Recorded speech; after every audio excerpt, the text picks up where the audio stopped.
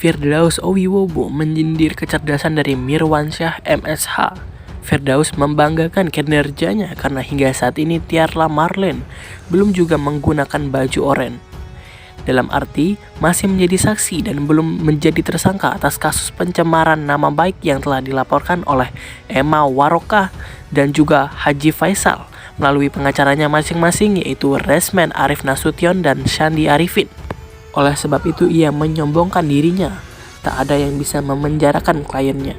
Tak sampai di situ, Firdaus Owiwobo juga menantang pengacara Resmen Nasution. Dalam unggahan TikToknya, ia menulis, "Salam hormat untuk DR Resmen Nasution. Apa kabarnya hari ini sampai hari yang akan datang? Mana baju oranye?" Tulisnya. Tak tinggal diam, hal ini pun akhirnya dijawab oleh Mirwansyah MSH dengan ultimatumnya. "Mana yang cerdas? Kalau kamu dapat membuat laporan saja, laporannya bisa terbit, saya acungi jempol. Kalau tidak, maka kamu cuma bisa bacot doang," kata Mirwansyah. Tulis pendapat kalian di kolom komentar, dan seperti biasa jangan lupa like dan subscribe-nya. Halo, assalamualaikum warahmatullahi wabarakatuh. Hari ini saya lihat seliweran video-video di media sosial ya tentang klien saya, Paulina Dadek dan Tiara Marlene, masih menjadi bahan hujatan sebagian kecil netizen ya. Alhamdulillah ada juga yang membela mereka, tapi ada beberapa orang yang berniat sungguh-sungguh ingin memenjarakan mereka, namun gagal lagi, dan gagal lagi. Kalau saya mengutip dalam satu lagu lama ya, nyanyinya begini: gagal dan gagal lagi perjuangan ini. Jadi kalau orang-orang lama pasti tahu lagu itu ya. Jadi mulai dari, kalau perang tuh udah mulai dari mortir biasa ya kan, rudal, nuklir sekalian, atom gitu, udah diturunin semua sama mereka tuh. Tapi gagal lagi, itulah yang saya bilang tadi. Semua ini karena lagi-lagi tingkat kecerdasan kalau menurut saya. Tingkat kecerdasan seseorang, gimana caranya dia meramu satu permasalahan ya. Jadi untuk lawyer khususnya, lawyer yang bisa dibilang hebat itu adalah lawyer yang gimana mereka membantu kliennya, mendampingi kliennya yang sudah jelas-jelas dibully oleh orang se-Indonesia ya, dan dilaporkan oleh orang-orang yang kesal dengan mereka, didampingi dengan pengacara-pengacara yang hebat, tapi gagal. Nah, itu peran serta lawyernya yang perlu diacungi jempol. Bukan lawyer yang dari pihak yang didukung oleh netizen. Justru lawyer yang diserang oleh netizen inilah yang bisa mempertahankan hak hukum dari kliennya. Itu yang perlu diacungkan jempol. Kalau lawyer yang didukung oleh netizen nggak ada tantangannya, nggak ada. Jadi di sini perlu saya garis bawahi bahwa 3 klien saya, Puput Sudrajat yang dikeluarkan memakai baju oranye sejak awal ketika beliau masih bersanding dengan Pak Dodi Sudrajat. Lalu klien saya yang kedua, Tiara Marlene. Nah, yang terakhir ini Paulina Dadek atau Paulina Hutauruk, Itoko ini.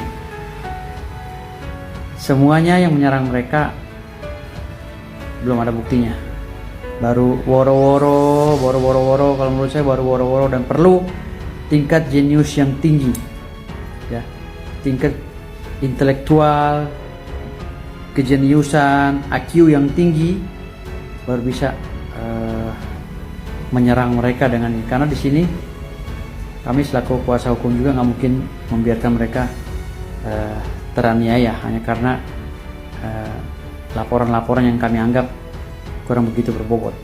Oke, terima banyak, sukses selalu. Bravo. Assalamualaikum warahmatullahi wabarakatuh. Saya baru melihat video pernyataan pengacara PD yang bicara tentang kejeniusan dan intelektualitas.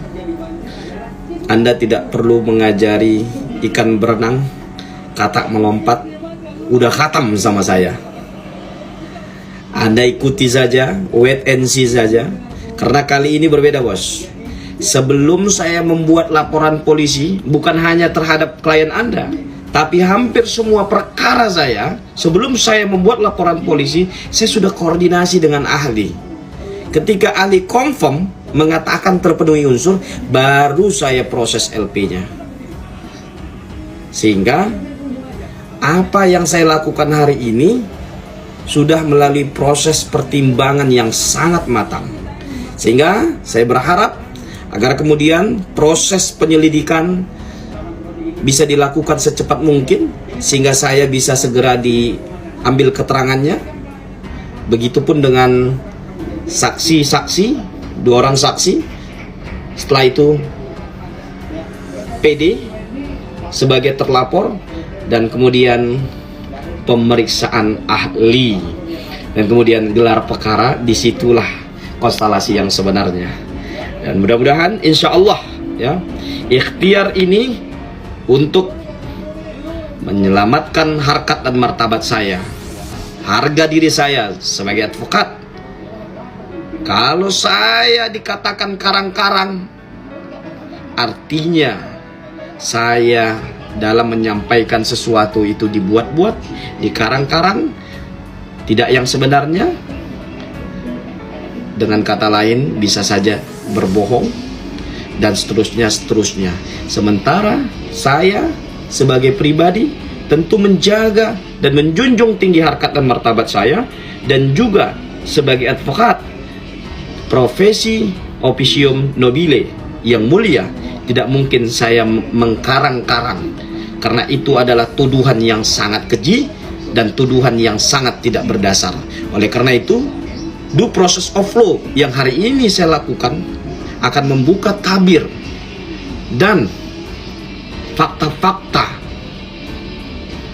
nantinya akan terungkap semuanya, dan mudah-mudahan ada kepastian hukum dan sesegera mungkin dalam waktu sesingkat-singkatnya bisa ditingkatkan ke penyidikan.